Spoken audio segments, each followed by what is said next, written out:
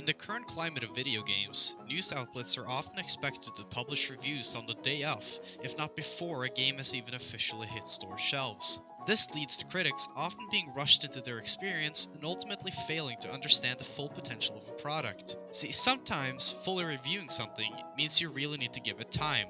Games are kind of like food in this way. Whilst you can chow down on everything that's put in front of you and think to yourself, I like this, or this is disappointing, and never think of it again, sometimes you have to stop and give yourself time to taste what you consume. Leave it on your tongue. Notice the details, the smell, the look, the consistency. I think it's unfair to give an arbitrary number to something you've only just said hello to. So let's spend, let's say, I don't know, a few years maybe, reviewing stuff instead. Let's talk about games, but let's make sure we get the full package here. Sound good to you? Alright, let's do this.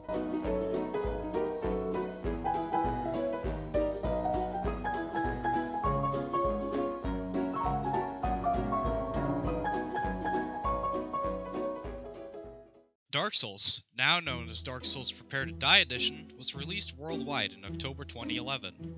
The game was quickly praised for its high difficulty, or in most cases by...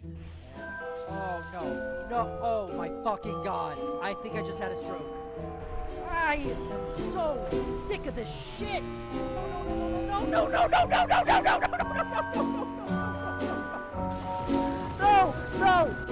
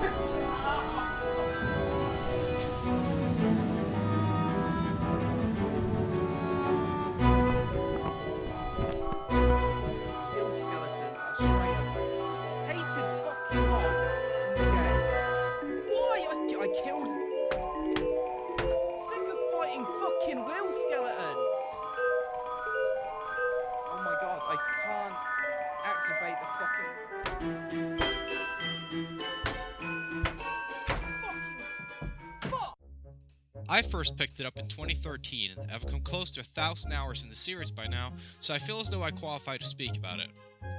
Dark Souls pits you as a hopeless undead with the casual task of saving the world from being engulfed by darkness.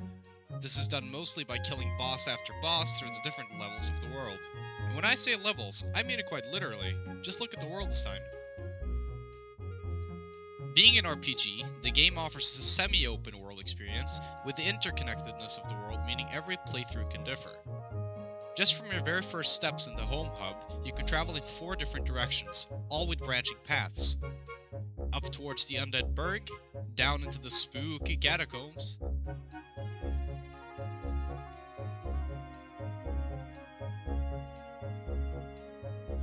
into the ghost town of New Londo,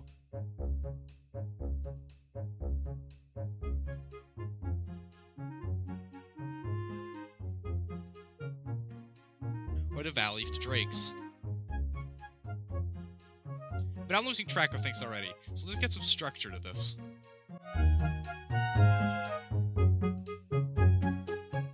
People have argued for years over whether gameplay or story is the most important. In the case of Dark Souls, the story is so vague at points that to not overload your mind here, I'll go for the gameplay first. Dark Souls' combat system is so simple, yet so brilliant. All it really takes to play it is just moving your character around, attacking, and rolling to dodge. The difficulty, however, comes from the timing of these actions, as new players will be too nervous and hesitant to take risks, leave themselves open by making mistakes, or simply playing so aggressive that they're left short of breath and overrun. One of the best bosses in the game, at least in my opinion, is Knight Artorias. Artorias is one of the 4 most powerful soldiers in Lord Gwyn's army who was sent to battle against the Abyss, a dark force that had begun to consume parts of the land in a place called Ulazil.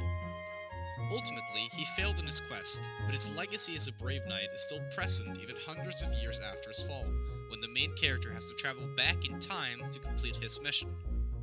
Artorias, to some extent, is not too different from the main character, and when you fight him, it's almost like fighting an equal friend, but one that has been corrupted by the evil he's sworn to fight.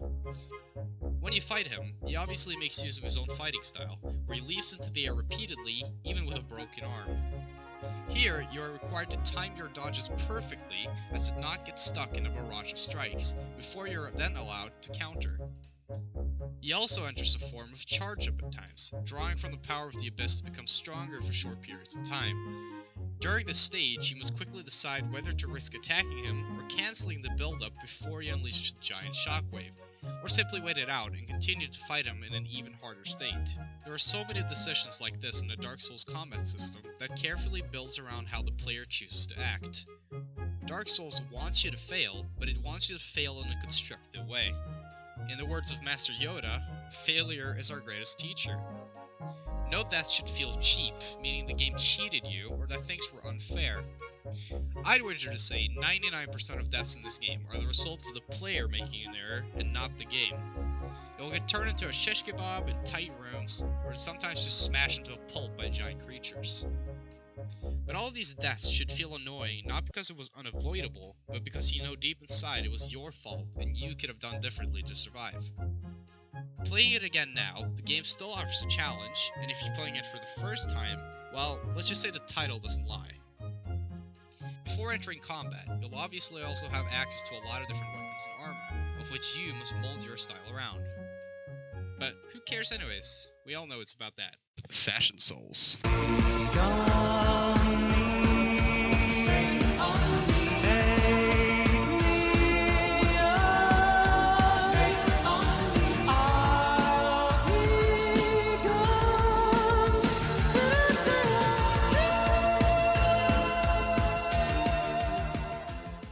In my first playthrough of Dark Souls all those years ago, I basically had no idea what was going on, with my only intention to kill more stuff until I finished. I now know better, and Souls has become one of my favorite fictional worlds. Dark Souls doesn't do stories in a conventional way, it tells it through its world. You have the opening cinematic which sets the tone, but really only gives it the fundamentals. The world was once grey and full of everlasting dragons. One day fire appeared, and from it came Lord Gwyn of Sunlight, Ito, the first of the dead, the witches of Islith who could weave fire, and one last humble, furtive pygmy who used his power to create the Dark Soul, the power of humanity and essentially the human race.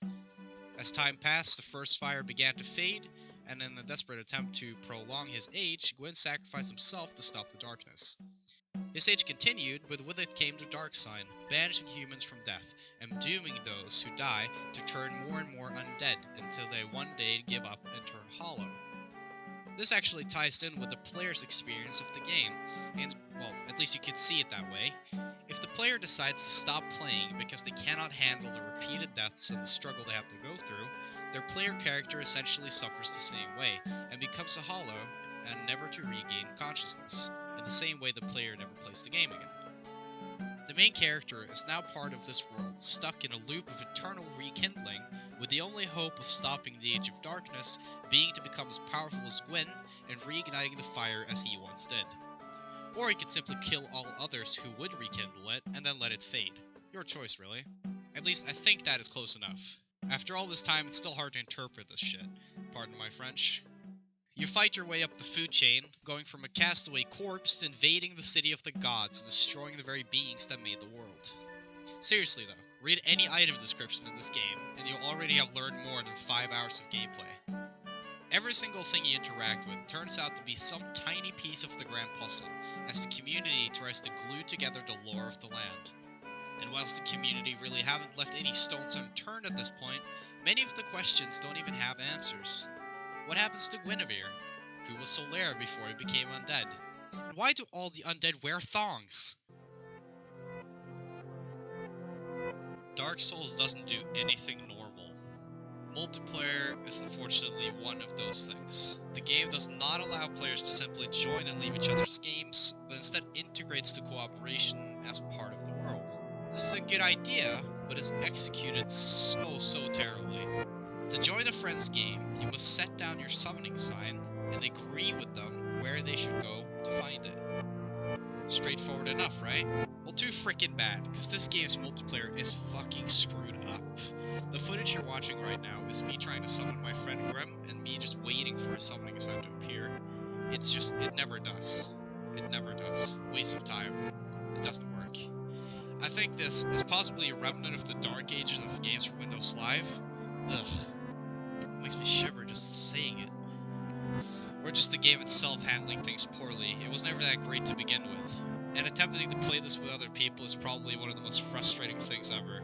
Summoning someone just doesn't work. And if you're lucky enough to even see someone sign, half the time, it's probably just gonna fail to connect you.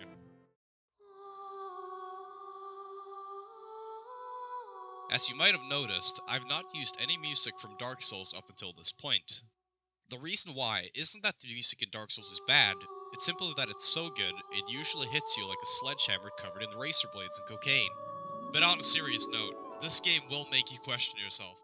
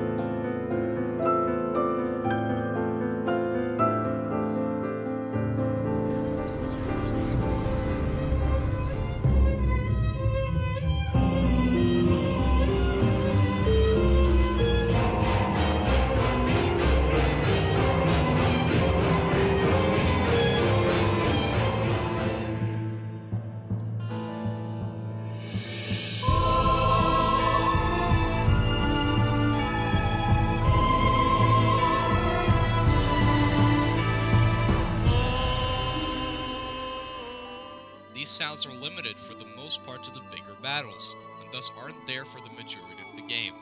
Ambience is therefore built through silence, as your direct actions carry the immersion forward. Things are very dependent on how visuals tell the story, which is done excellently through the map design I mentioned towards the beginning, that ties the world together. You'll know where you are and how you got there at most times, with the visuals aiding the player as to what kind of challenge they should be expecting. A rundown castle full of clutter, you'll find undead soldiers in rough attire. A forest covered in vegetation, you'll face nature itself and its creatures. An enormous city built by the gods, you'll come up against a very elite of defenders. Pitch dark catacombs underneath a graveyard, skeletons obviously. Demon fortress in a lava covered land, you'll fight demons. Call them cliches, but there's never any doubt what sort of area the player has stepped into. The point of this video was never to complain about frame rate issues or poor optimization, but rather what makes this game worth replaying even after all these years. Dark Souls is a special snowflake, but if that snowflake was made of ash and burned your skin when it touched you, its infamous difficulty is overcomable, and logical within the world it takes place in. Every single aspect of the game has a second side to it, and I think that's testament to Hidetaka Miyazaki and FromSoftware's vision when they created it. Death is a two-sided coin. You either keep fighting till you win, or you die until you lose all hope. The world needs you to pull through, but also rewards those who spend time outside the main goals by enriching them in one of the most interesting game lores to date. Dark Souls isn't just played through once, it's experienced from all different angles, both with brain and brawn. Obviously the game has multiple sequels at this point, which I've refrained from mentioning because they weren't relevant to this review. But with the news that this game has a remaster in the works, we might possibly be looking at one of the greatest games of all time reaching its ultimate form. After playing this game over and over and over again for years at this point, it's extremely difficult to find faults with the knowledge that even the most tedious aspects do serve a purpose. If you haven't played this game yet, I would definitely recommend you pick it up now, as the price would probably be pretty low, or just wait for the remaster. This game will rip you to shreds and break down your mind, but there is nothing more satisfying than finally landing that finishing blow to that giant fucking cunt that's been destroying you for the last 5 hours.